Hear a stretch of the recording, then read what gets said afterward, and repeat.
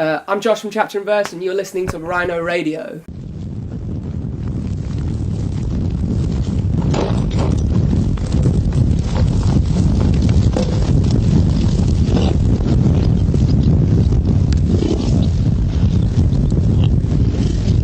So, after a long time, I haven't seen each other. Yeah. I'm sitting here with Josh of Chapter and Verse.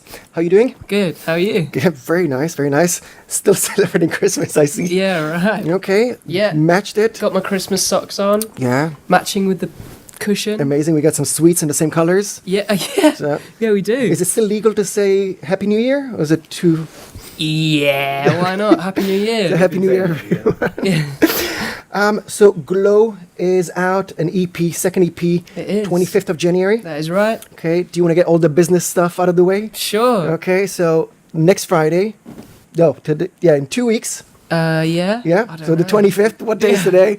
Okay, at least we know it's 2019. Yeah, it's 25th, whatever day that is. So what can we expect? We already had Ink, Yeah. and we had, I think... We had Ink, and we had magazines, and we had Devil in Blue, and then there's 4 more, 2 studio tracks and 2 live recordings, one of which is like a reimagined version of a song we've already put out, and it's like a piano version of Ink featuring Mercedes from Courage My Love, the Canadian band. Sorry, Josh, this is how you like your tea, isn't it? Yeah, thanks, mate. Can you? It's one sugar. Yeah. Is that right? Yeah, no, that is right. Thanks, Actually, Josh. can I get a bit more milk? Yeah, of course. So kind. Okay, and I know that you've... Okay, we're almost done with this. There you go. Thanks, mate. No worries, sir. And I know you guys are going independent. Was there a consideration of either getting a label or crowd funding? For this one, we did want to keep it under our own belt for a little... Is that the right phrase? Under our own belt? For a little while. And we want to keep the masters the ball in our court and Okay. keep control of everything. Basically, when it's an EP, it's something that as a band we can afford just about to fund. It takes sometimes a long time to save up to be able to pay for the studio time and the production and everything. But we wanted to do it ourselves until we get to the point where we can't do it ourselves. So by the time we get to a full length, we won't have enough money to be able to do it off our own back. So for now, it's good that we're just keeping it all in our court. Yeah. Okay. And I know that a lot of bands are keeping a lot of material ready already before even the release of something new. Yeah. So can we already talk or dream about an LP? We're going into the studio 10 days after Glow comes out. Okay. So yes, not an LP, sorry, but we're going into yeah. Okay. And still. So there is more coming. We were demoing yesterday. There is loads of material. Okay. Do we get any of that on stage on this tour? No. Okay. Trying to steal something. Yeah. And you've mentioned the remastering of Ink with Mercedes. Can we expect more surprises on the EP or on tour or next month? The tour is the set that we're currently playing on the road. Features a handful of reworkings of some stuff. We do that quite a bit. We like to keep things fresh and try and keep the shows a bit different to what you hear on record. In terms of the EP, there are a handful of tracks that you won't have heard, but yeah. Yeah, I think there was an acoustic other solo set of yourself in London a few weeks ago. Yeah, I did a couple the of solo band. shows. So is yeah. it kind of leaking into the set here as well? No, that was. Do you know what? That was because I got asked to play a wedding, Okay. and I haven't played an acoustic set by myself for a long time. So I set up a couple of solo shows just to work out the kinks, and then go so I could play the wedding. It's as simple as that. Okay, so from a wedding, it kind of leads me to my next question. Sure. Some of the topics in the album are about growing up. Yeah. Is there some sort of a band fear of growing up or being adults, or how does it connect to your real life? I wouldn't say there's a fear. I think that a lot of the songs, especially lyrically, a lot of the songs are very reflective, and a lot of the things that we'll talk about, I often feel very different on as time goes on. So lots of things that you hear in the songs that at the time I was really angry about, but by the time I'm actually writing the song, I have ages kind of on my side, and I have the anger, but I also have a bit of hindsight and a bit more of an adult opinion to go with it. And so I don't know, it's not a fear. it's something that I think that we're very much embracing. So you're full on an adult now. Yeah, You're full accepting blown. We're all definitely a bit older than the majority of the bands that we tour with. Okay, being older doesn't necessarily mean that we're all adults, but True, that is very true. I mean, Ash is about 68, and he is the most immature man I've ever met in my life. Least intelligent, least.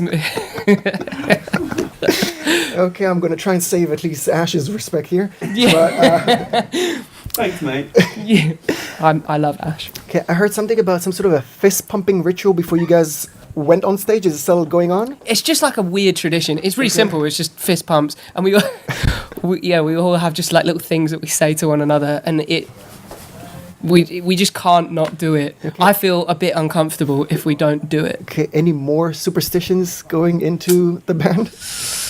Do you know what? Superstitions is something that I am firmly trying to get out of because I like fully engage in superstitions and like I will do all of it. I won't walk on the cracks. I'll salute a magpie. Don't walk under a ladder. But I don't believe in any of it. Like I understand it, so I don't understand why I still do it. So now I'm trying to not do it. So maybe one day we won't do the fist pumps. But Okay, we'll I think look into DVD.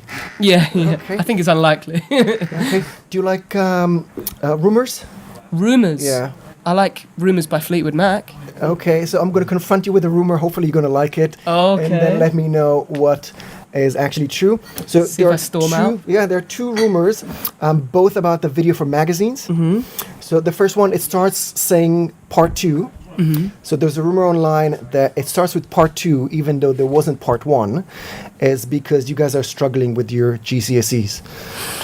Is that true? We're struggling with our GCS. That was the rumour. Yeah, that it started with part 2 because math is... Oh, I see. Okay. Oh, I see. Right. Well, I mean, that- point proven. I didn't understand the point. So. So that's Yeah. true, okay? Yeah. No, it's not true. Okay. It's not true. It was because the videos of part 1 and part 2 had to go with the respective songs that they are in, but we didn't want to release the song that went with part 1. We didn't want to release first. It had to come backwards. Okay, so Which I know it's coming. It's not out It's yet. with Ink. So the video for Ink is part 1. If you watch the video for Ink, the storyline in Ink precursors the storyline in magazines. But it doesn't say part 1. Yeah, it does. It At the does. right at the very Failed beginning. my research, okay. Yeah, that's all right. Okay, and between the two of them, as you said, it's some sort of a world between the two of them. Is there some sort of a reference to Bird Box? No, There's I mean I only watched Bird Box like the other day. Okay. So no. So it's not influenced by it. in No, any way. is that another rumor? Yeah, I mean, it kind of made sense to me as well. There's a kid and they're all scared and something about Yeah. old ladies and I mean, I think hiding. it's more likely that Bird Box got it from us. Okay. So Okay, so here's your financing for the next... yeah, yeah. Okay, and if I'm not mistaken, in the past, I don't know if it's still the case, but every member of the band is in a relationship. Yes. Okay. How come... I want to see how honest you're going to be about your answer with this one, but Okay. how come you guys said it's easier to tour when the band is completely in a relationship? Is that something I've said? I think one of the members said that because you're all in relationships, it kind of makes it easier. I think we're just all on the same page. None of us are like messing around or like, I don't know, we're just all similar people. We all know that sometimes you got to have a conversation with your girlfriend and not just be having fun with bands and stuff. So yeah, I guess that's it really. It just makes it easier that we're all just very, very much of the same mindset and have very similar home lives, and we understand that the difference between how our personal lives work in comparison to how our band lives work, and we're all quite good at balancing the two, I think. Okay. So Is there a calling circle after every show? no, there is definitely like a point where somebody will leave and speaking to the partner. But you're not allowed to make fun of them because you're going to be next. Yeah, Okay, exactly, great. exactly. Okay. And you get in the doghouse if you don't do it. So. Of course. So we're going to go a bit serious, if you don't mind. Sure. If I'm not mistaken, in 2016, your van got robbed and you lost a lot of equipment. Is this something is that fear still with you when you go on tour? Not really. We're much more vigilant. We are, at that time, for that show, we were actually only we didn't have a tour van with us for that show. It was just a one-off. So was it a one-off? Or was it in a tour? Part of it all. Or we had... Well, it was like a 3-day. Right, but we didn't have a van. We just had them piled into 2 cars. So it was the cars that got broken into. Whereas 99% of the time we're in a tour van, which A, makes it much easier because you can't see what's in it. It's much safer. But B, yeah, we are definitely much more vigilant now. Okay. Yeah. I've been following you guys online. As a band, you don't share too much on social media. Is it a conscious decision? Yeah, very much so. Okay. Yeah, I don't think a lot of people really care about the stuff that goes on behind the scenes. I also still really like, I really like the magic of it. I like going to a show and as an audience member going to a show and not knowing what's going to happen until you see the person on stage, or I like not knowing anything about the release and then it appears out of nowhere, and I like all that stuff, and so do the other boys. So as a fan, you also don't like following the personal lives of other bands? I do, but only after. I think it's gone the weird way round at the moment. Before, especially when I was a kid and a teenager, you would learn about the people that you already liked, whereas there's now this like weird thing where people put out things as if people want to know about you before you've actually kind of, for the sake of a better word, like proved yourself.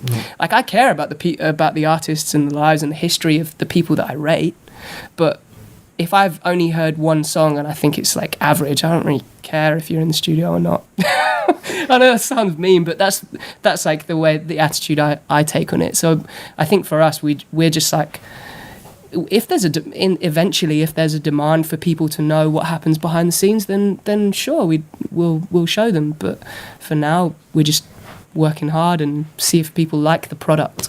Kind of let the music talk for itself. Yeah, I think so. Will Gould from Creeper did a big interview on the magic and the scenery and stuff, and we read that ages ago, that interview, and Kev is our driver does drum teching for them, so we kind of know them inadvertently, and ended up reading it through that, and I found what he said actually really inspiring on the magic and the theatre of it and all of that stuff. So yeah, it's working for them as well. So I guess it kind of resembles finding the magic, the story behind the magic trick. Yeah, kind of ruins it for you. For sure. Yeah, absolutely. That's a good analogy. Okay, and a lot of band members are affected by kind of the mental health that is not being taken care of while you're on tour, while recording, or just being an artist in general.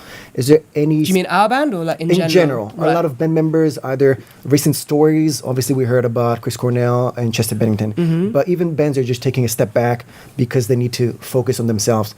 Anything you do either in the studio or on tour to make sure that you're keeping healthy? Well, I think that reverts back to a previous question, which is when you were asking about our relationships, and that it's not about the relationships or the people that we're with. It's about, I think, one of the biggest things that we do as a four that helps us stay in the right headspace is find some kind of balance in your personal life versus your band life. We're all 100% dedicated to the band, and that's what we want to do with our time.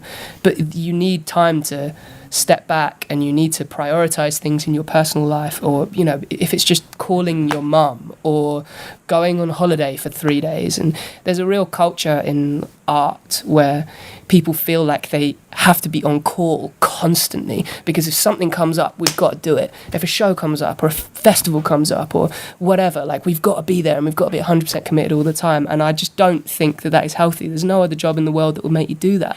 It's only the arts that make people feel that they have to give that, and I fundamentally disagree with it.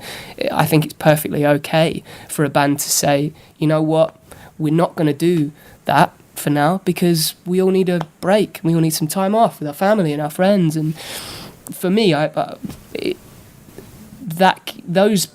personal life is the stuff that keeps me happy. My friends, I'm very fortunate to be in a band with 3 of my best friends, and my friends and my family and all that stuff are really important to me. So in my eyes, they should be given as much attention as my band should. Okay, well, thank you very much for sharing. Not at all. We've just kind of leaked into 2019. How are you with New Year's resolutions? Is it something that you follow, or at least try? Yeah, a bit. How's it going for 2019? Well, I'm doing dry Jan. Okay. Because I drink way too much. Okay. Only like very casual. But yeah, all right, actually. I'm actually finding it much easier than I thought. I mean, the boys are all winding me up constantly and drinking beer in front of me deliberately, but actually all right. So drink less alcohol. I am getting older, as we've already touched on. Ash is getting older, but I am getting older. So, you know, maybe do a bit more exercise than I do. Those are the boring ones. And then the other one is just get head down into writing music. We often go into modes where we won't do any writing, and then we'll have a period where we do loads.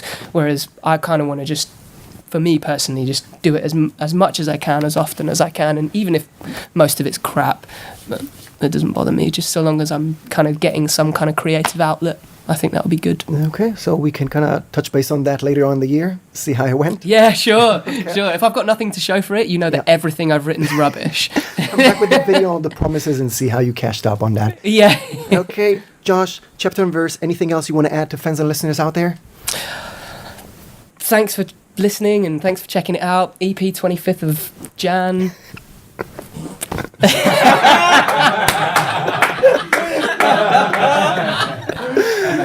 Okay, I think that's definitely all right. Thank you very much. Thanks for that as well. That's better than a clapper.